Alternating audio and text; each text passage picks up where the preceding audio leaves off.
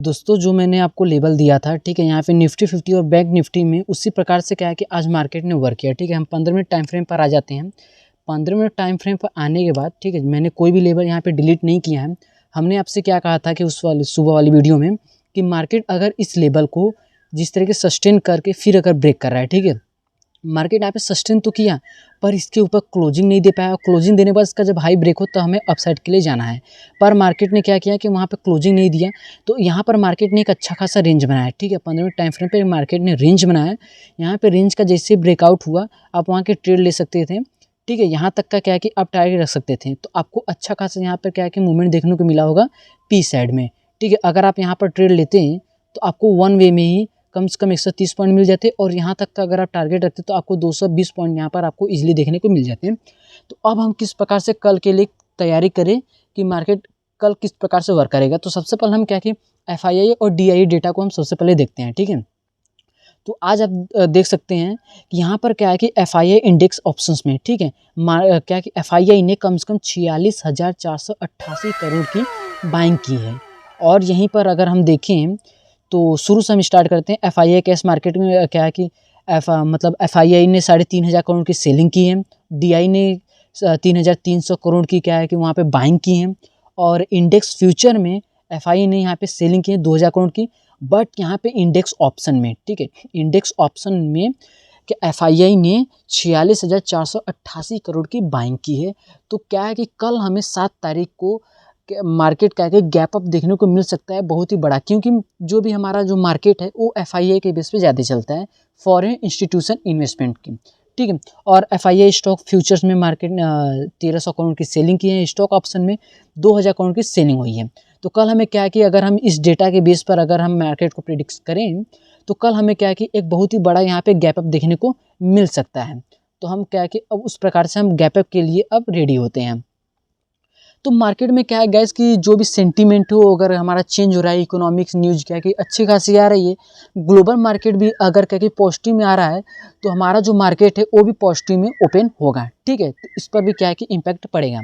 तो कल हम किस प्रकार से वर्क करेंगे वो देख लेते हैं। तो सबसे पहले आपको जो मैं लेवल दिया हूँ, ठीक है, इन दोनों लेवल को तो आपको बिल्कुल तरीके से अच्छी तरीके से वर्क करना है। यहाँ पर क्या है कि मार्केट ने अच्छा खासा यहाँ से रेजिस्टेंस लिया, यहाँ से फॉल हुआ, ठीक है, स्टार्टिंग था, फिर यहाँ से सपोर्ट लिया, फिर यहाँ से अपसाइड गया, फिर यहाँ पे रेंज बनाने के बाद यहाँ से फिर मार्केट क्या है कि डाउन साइड है, फिर यहाँ पर क्या है कि मार्केट रेंज बना रहा है। ठीक है, तो अगर हम इसको सही तरीके से एनालिसिस करें तो यहाँ पे मार्केट के लिए एक ट्रेंड बन रहा है। ठीक है, ट्रेंड लाइन थोड़ा है, मतलब स्ट्रांग नहीं है पर है। ठीक है, तो यहाँ पर क्या है कि जब तक ये लेवल और ये लेवल जब तक दोनों नहीं ब्रेक होता है अच्छी वॉल्यूम के साथ और अच्छी कैंडल के साथ क्लोजिंग ना हो, तब तक क्या है कि आपको ना ही सी साइड और ना ही पी साइड।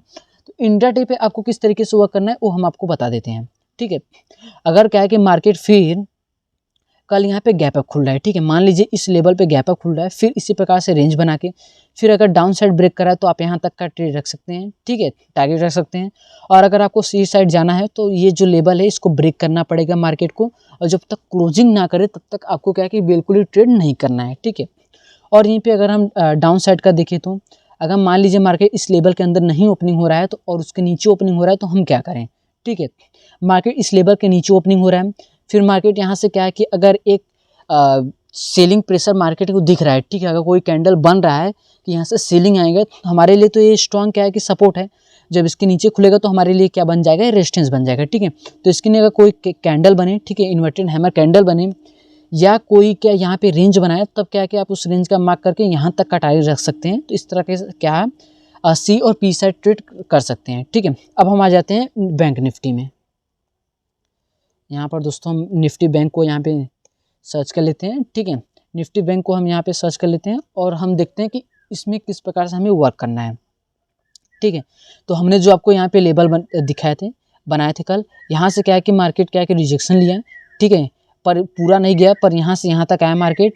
फिर उसके बाद जो हमने आपको सपोर्ट लेवल दिए थे, मार्केट बिल्कुल उसी जगह पे यहाँ पे रेंज बना रहा है। ठीक है, अब यहाँ पे ट्विस्ट क्या है, आप देखिए कि मार्केट यहाँ पे रेंज बना रहा है। ठीक, तो क्या होगा कि यहाँ पे अगर मार्केट फ्लैट ओपनिंग हो रही है, जिधर भी साइड जाए, अगर सी साइड जा रहा है यहाँ से, मतलब सॉरी पी साइड में, तो आप बिल्कुल ट्रेड यहाँ पे ले लीजिए, क्योंकि मार्केट बिल्कुल तरीके से डाउन ट्रेंड है। उसके बाद अगर मार्केट को सी साइड जाना है तो ये जो लेवल है इस मतलब ये जो रेंज है इस रेंज को ब्रेक करना पड़ेगा। फिर अब जो टारगेट है आप स्विंग के हिसाब से यहाँ पे रखते जाइए, ठीक है। जो एक हमारा यहाँ पे स्विंग है, फिर यहाँ पे स्विंग है, तो इस प्रकार से क्या है कि आप यहाँ पे अपना टारगेट रखते रहिए, ठीक है। अगर मार्केट गैप ओपनिंग हो रहा है, अगर यहाँ पे ओपनिंग हो रहा है तो यहाँ पे रेंज बनाने के बाद जैसे निफ्टी 50 में उसी प्रकार से अगर यहाँ पे क्लोजिंग देकर उसका हाई ब्रेक कर रहे हैं तब आप सी साइड जा सकते हैं। नहीं तो अगर मार्केट इसके डाउन साइड खुल रहा है, ठीक है, यहाँ पे ओपनिंग हो रही है, फिर यहाँ पे कोई रेंज बनाए, रेंज बनाए जैसे रेंज का ब्रेकआउट करें तो उस प्रकार से क्या है कि आप वहाँ पे ट्रेड ले सकते हैं। तो आपको क्या है कि अभी सी साइड थोड़ा अवॉइड करिए। अगर क्या है कि इस प्रकार से कोई ट्रेड बने, ठीक है, यहाँ पे जिससे रेंज बना रहा है और इसका रेंज का जब क्या है कि ब्रेकआउट हो, बिल्कुल यहाँ पे सपोर्ट के पास है, तो आप यहाँ पे क्या है कि स्विंग के हिसाब से यहाँ पर अपना ट्रेड रख सकते हैं, ठीक है। और आपको जो है कि एसएल बिल्कुल टाइट रखना है, ये नहीं है कि हमें 400-500 का इस क्या कि लॉस दिखा रहे तो हम अभी तक वेट करें, ऐसा आपको नहीं करना है। अगर आप सी साइड बने हैं तो अगर आपको ज़्यादा लॉस दिखे तो वहाँ से तुरंत आप क्या है कि कट कर दीजिए, क्योंकि मार्केट में जो सेलिंग है वो बहुत तेज़ी से क्या है कि शार्प सेलिंग मार्केट में देखने को मिल रही है। तो दोस्तों इस प्रकार से क्या है कि आप 7 अगस्त को निफ्टी 50 और बैंक निफ्टी में कामकाज कर सकते हैं इंट्राडे में, कि हमें किस प्रकार से ट्रेड करना चाहिए बैंक निफ्टी और निफ्टी 50 में। अगर दोस्तों आपको कोई भी डाउट है तो आप हमें कमेंट कर सकते हैं, हम आपके कमेंट का रिप्लाई जरूर करेंगे। तो दोस्तों आज के लिए सिर्फ इतना ही। वीडियो देखने के लिए थैंक्स फॉर वॉचिंग।